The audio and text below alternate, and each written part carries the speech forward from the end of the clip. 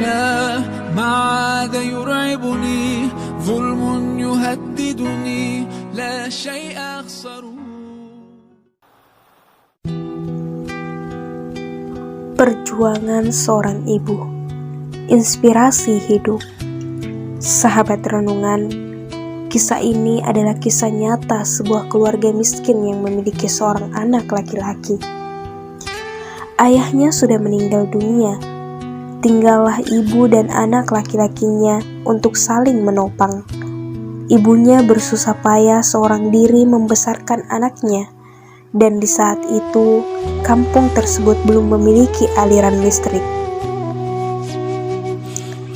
Saat membaca buku, sang anak tersebut hanya diterangi sinar lampu minyak, sedangkan ibunya dengan penuh kasih menjahitkan baju untuk sang anak.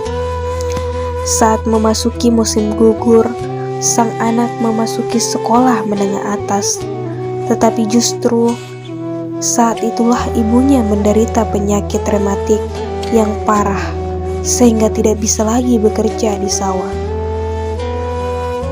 Setiap bulannya, murid-murid diharuskan membawa 30 kg beras untuk dibawa ke kantin sekolah.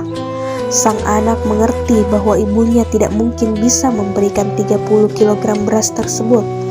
Kemudian, dia berkata kepada ibunya, "Ma, saya akan berhenti sekolah dan membantu mama bekerja di sawah." Ibunya mengelus kepala anaknya dan berkata, "Kamu memiliki niat seperti itu, mama sudah senang sekali. Tetapi kamu harus tetap ke sekolah. Jangan khawatir, kalau mama sudah melahirkan kamu, pasti bisa merawat dan menjaga kamu. Cepatlah pergi daftarkan ke sekolah. Nanti berasnya biar mama yang bawa ke sana." Sang anak tetap bersikeras tidak mau mendaftarkan ke sekolah. Mamanya menampar sang anak tersebut, dan ini pertama kalinya sang anak dipukul oleh mamanya. Sang anak akhirnya pergi juga ke sekolah. Sang ibunya terus berpikir dan merenung dalam hati sambil melihat bayangan anaknya yang pergi menjauh. Tak berapa lama, dengan langkah terpincang-pincang dan napas tergesa-gesa, ibunya datang ke kantin sekolah dan menurunkan sekantong beras dari bahunya.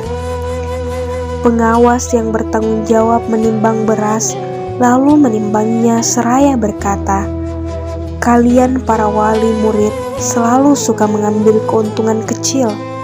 Kalian lihat, di sini isinya campuran beras dan gabah. Jadi, kalian kira kantin saya ini tempat penampungan beras campuran?" Ibu pun malu dan berkali-kali minta maaf kepada ibu pengawas tersebut. Awal bulan berikutnya, ibu memikul sekantong beras dan masuk ke dalam kantin. Ibu pengawas seperti biasanya mengambil sekantong beras dari kantong tersebut dan melihat dengan alis yang mengerut sambil berkata, "Masih dengan beras yang sama." Pengawas itu pun berpikir, apakah kemarin dia belum berpesan dengan ibu ini? Kemudian dia berkata, "Tak peduli beras apapun yang ibu berikan, kami akan terima. Tetapi jenisnya harus dipisah, jangan dicampur bersama. Kalau tidak, beras yang dimasak tidak bisa matang sempurna. Selanjutnya, kalau begini lagi, maka saya tidak bisa menerimanya." Sang ibu sedikit takut dan berkata, "Ibu pengawas, beras di rumah semuanya seperti ini. Jadi bagaimana?"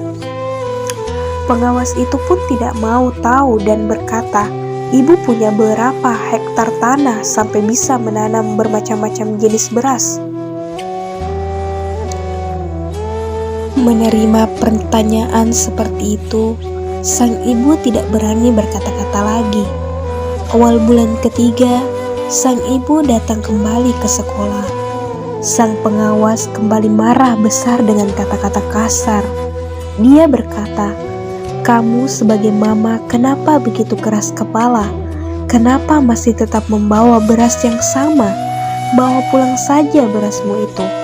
Dengan berlinang air mata, sang ibu pun berlutut di depan pengawas. "Maafkan saya, Bu. Sebenarnya beras ini saya dapat dari mengemis." Setelah mendengar perkataan sang ibu, pengawas itu pun kaget dan tidak bisa berkata apa-apa lagi. Sang ibu akhirnya duduk di lantai, menggulung celananya dan memperlihatkan kakinya yang sudah mengeras dan membengkak. Sang ibu menghapus air mata dan berkata, "Saya menderita rematik stadium akhir, bahkan sudah berjalan pun susah, apalagi untuk bercocok tanam. Anakku sangat mengerti kondisiku dan mau berhenti sekolah untuk membantuku bekerja di sawah. Tapi saya melarang dan menyuruhnya bersekolah lagi." Selama ini, sang ibu tidak memberitahu anak saudaranya yang ada di kampung sebelah, takut melukai harga diri anaknya. Setiap hari saat pagi-pagi buta dengan membawa kantong kosong dan bantuan tongkat, sang ibu pergi ke kampung sebelah untuk mengemis. Barulah jika hari sudah gelap, pelan-pelan sang ibu kembali ke kampung sendiri. Pada awal bulan, semua beras yang terkumpul diserahkan ke sekolah. Pada saat sang ibu bercerita, tanpa sadar air mata pengawas itu pun mengalir, seraya mengangkat ibu dari lantai dan berkata, "Bu, sekarang saya akan melapor kepada kepala sekolah supaya bisa memberikan sumbangan untuk keluarga ibu."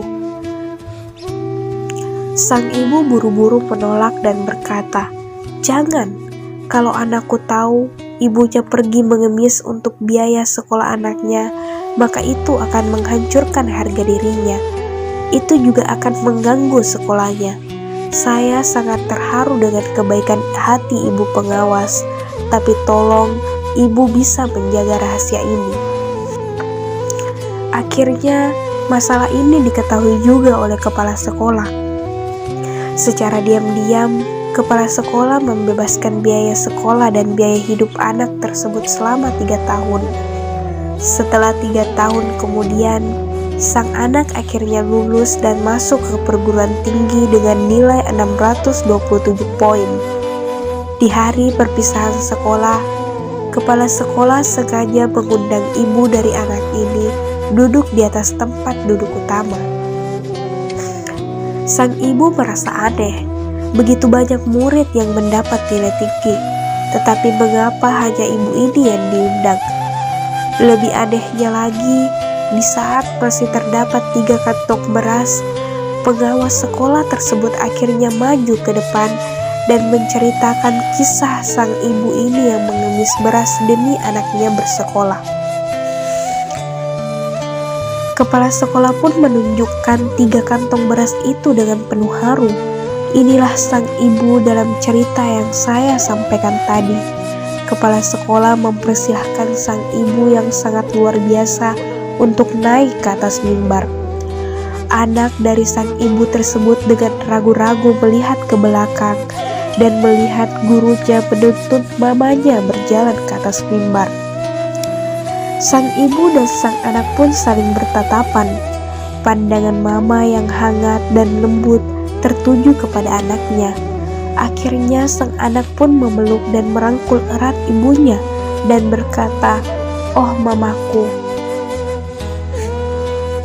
Sahabat renungan, banyak yang tidak tahu besarnya pengorbanan seorang ibu. Semua itu dilakukannya dengan penuh keikhlasan untuk memperjuangkan nasib anak-anaknya. Terkadang ia rela tidak makan jika melihat anaknya belum makan. Ia rela bekerja keras meskipun menyakiti fisiknya, asal melihat anaknya sukses. Apapun akan dilakukan seorang ibu untuk melihat anaknya berhasil dalam hidupnya. Sudahkah kita ucapkan terima kasih kepada kedua orang tua kita?